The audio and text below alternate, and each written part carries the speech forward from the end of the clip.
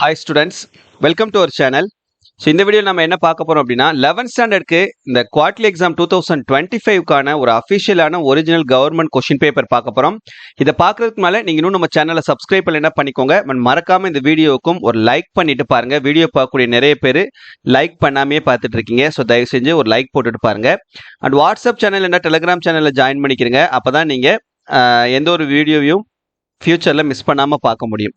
Okay students, இப்போ 11th ஸ்டாண்டர்டுக்கு already நம்மளுடைய சேனலில் நம்ம இம்பார்ட்டன்ட் கொஸ்டின்ஸ் இந்த இங்கிலீஷ்க்கு என்னென்ன இருக்குது அப்படின்றது வீடியோ போட்டிருக்கோம்.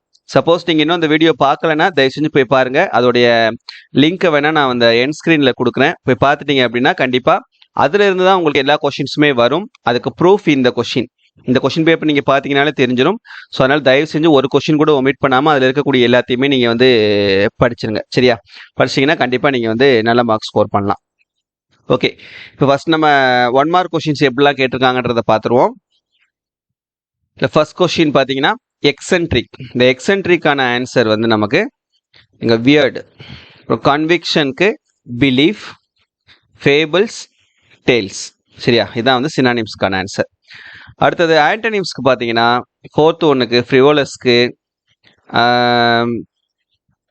நமக்கு மீனிங் ஃபன்னி வரும். ஓகேவா?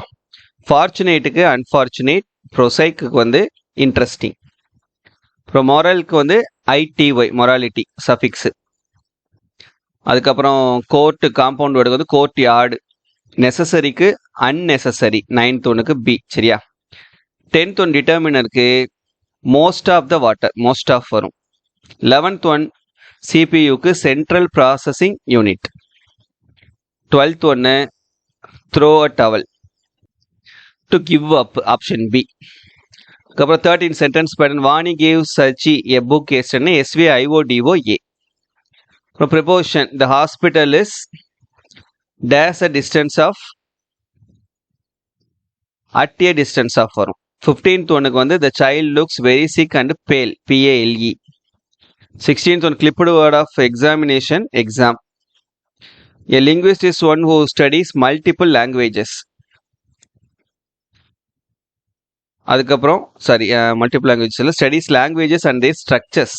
18th one who treats heart problems, cardiologist.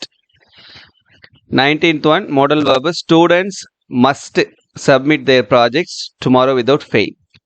20 suitable verb, at the moment they are waiting at the bus stop. at the momentனால present continuous tense use பண்ணணும். சரியா? இதான் 21 மார்க்ஸ்க்கான ஆன்சர். அடுத்ததா நம்ம இந்த அப்ரிசியேஷன் கொஸ்டின்ஸ்ல நம்ம கொடுத்த இம்பார்ட்டன்ட்லேருந்து எவ்வளோ கேட்டிருக்காங்கன்னு பார்க்கலாமா?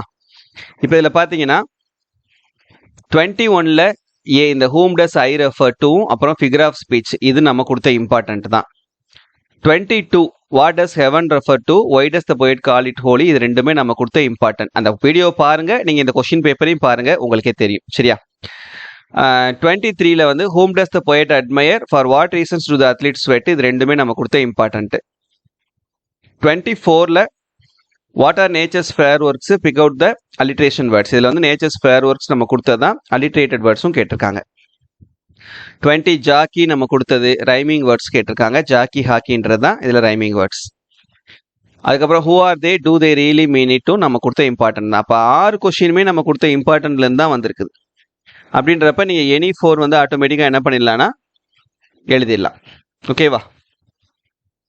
ஓகே, நெக்ஸ்ட் கிராமரில் பார்த்தீங்கன்னா 2 மார்க் கிராமரில் வாய்ஸ் ஒன்று வந்திருக்குது, அப்புறம் பிகின் வித்து, அப்புறம் ஸ்பீச் ஒன்று கேட்டிருக்காங்க. இதை எழுதிடலாம். இது டென்ஸ் ஃபார்ம் உங்களுக்கு 2 மார்க் இப்படி கேட்க மாட்டாங்க.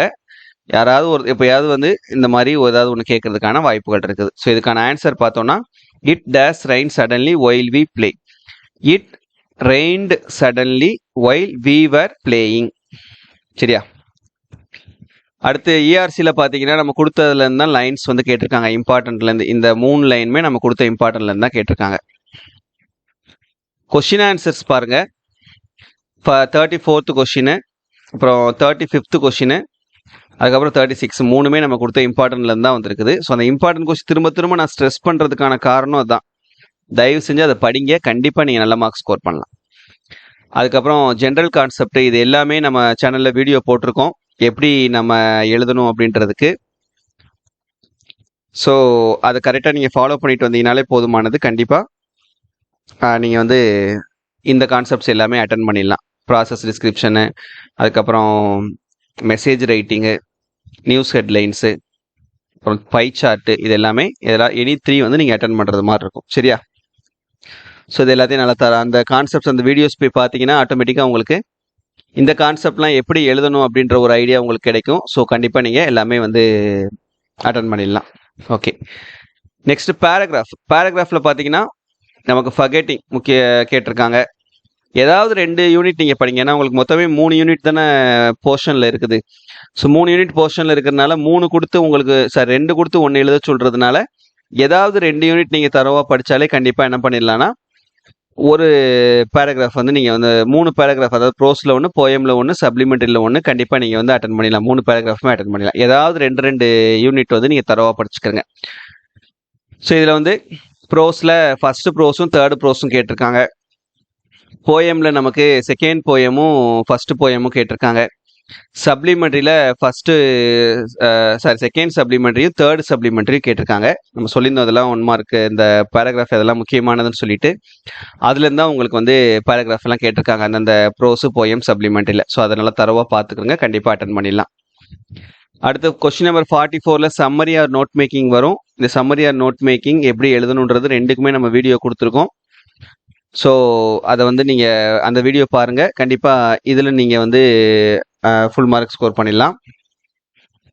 அடுத்து 45ல் உங்களுக்கு லெட்டர் ரைட்டிங் கேட்குறாங்க. பட் இதில் வந்து பயோடேட்டா உங்களுக்கு அதிகமாக கேட்பாங்க. கொஸ்டின் நம்பர் 45ல் இந்த ஜாப் அப்ளிகேஷன் இருக்குது இல்லையா? ஸோ அந்த ஜாப் அப்ளிகேஷன் அதிகமாக கேட்பாங்க.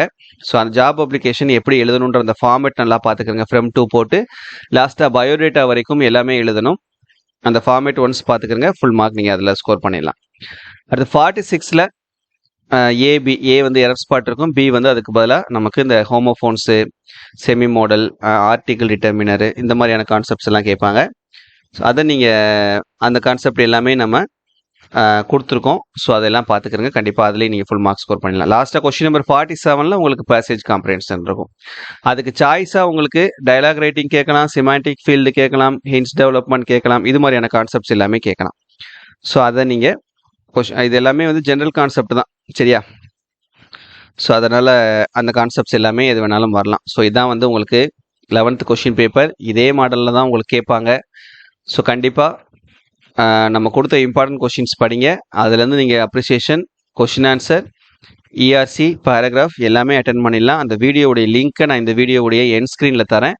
ஸோ கண்டிப்பாக நீங்கள் எல்லாருமே ஒரு தடவை இப்போ அந்த வீடியோவை பார்த்து படிச்சுக்கிறங்க. சரியா? Okay, thank you.